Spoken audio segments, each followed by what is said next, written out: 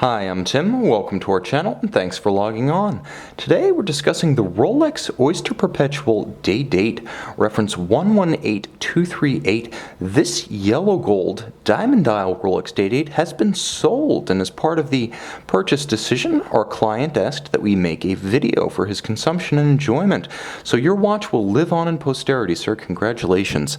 Let's talk a little bit about the features and the fit of this second generation double quickset day date. Of course, the first generation double quickset day date that allowed you to rapidly set the day and the date came out in 1988, which was a banner year for new Rolex models.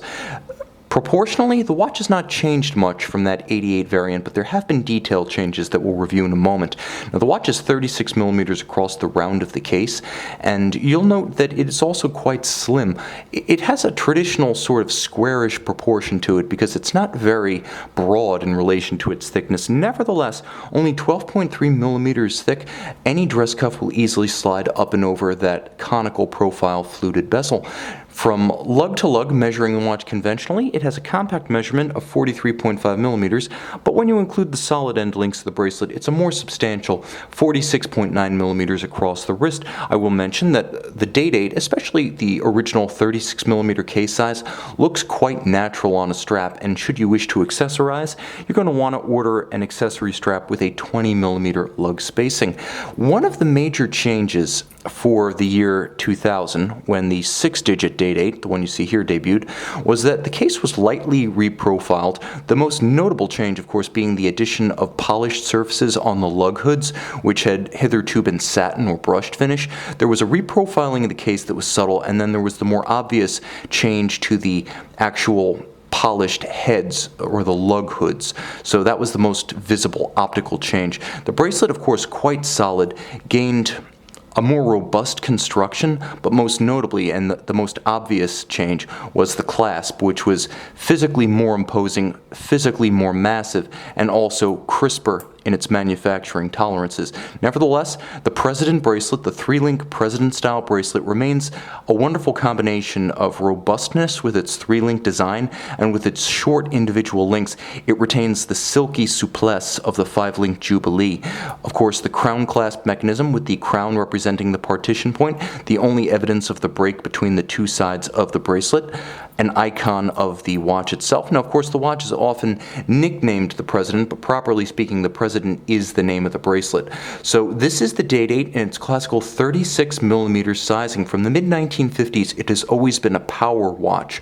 One of the most complicated Rolex watches, and dating from an era when Rolex did not make many complications, it's always enjoyed a position of esteem at the top of the Rolex tech tree, as well as the pecking order of stature. Now, the case is simple but fluid and beautiful. As you'll note, many compound curves creating a little bit of a flame surfacing effect. If you've noticed how the sheer-sided supercase Rolex sports watches of the modern era have lost that sensuous grace, you realize why many people seek older references to get that beauty, to get that curvature, to get that combination of flowing, ebbing, and ultimately stunning curves. The dial is one of the highlights of this watch, and it has a three-dimensional quality that's somewhat difficult to capture in the two-dimensional world of internet video, but you can see how the indices are themselves yellow gold and handcrafted, with the diamonds applied by hand, and then all of the above placed and aligned by hand on a beautiful blue metallic sunburst dial. Now, you can see some of the explosive quality of that dial as I tilt it in the light of my light box. It is truly dynamic and reactive, never the same from any two angles.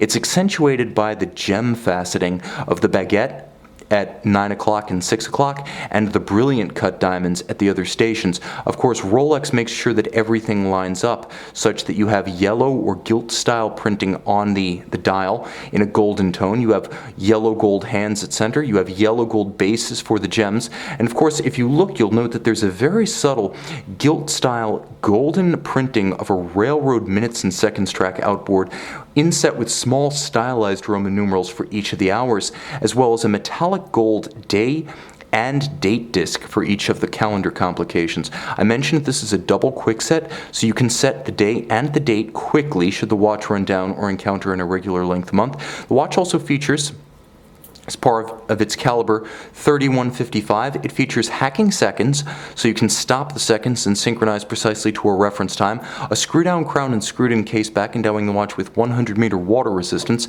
and a little bit of the soul of a sports watch with a free-sprung balance and a full balance bridge, so it has robust shock resistance. Finally, it features a Breguet overcoil hairspring, which, much like the tourbillon as originally envisioned for the pocket watch, albeit on a wristwatch application, the Breguet overcoil hairspring helps to ensure concentric beating of the hairspring to even out the effects of gravity by trying to keep the center of gravity as close to the balance staff, that is the center of the hairspring, as possible. That's the advantage of an overcoil. Good timekeeping no matter what the angle or orientation of the watch with respect to gravity. Now from this angle you can really see the gems as well as the metallic luster of the dial lighting up. This is a sensational piece, beating away at 28,800 vibrations per hour, a modern high beat rate. This is a contemporary Rolex that has a little bit of vintage elegance and flair to it. Traditionally proportioned, traditionally curved, traditionally commanding in the fashion of every Rolex Day-Date. It's still the President watch. It's still the one that the power brokers of the world desire. But with a few whiffs of elegance long lost in modern Rolex, it's also a bit of a romantic throwback to a bygone era. See it? Well, on your wrist. Congratulations, sir, and thank you.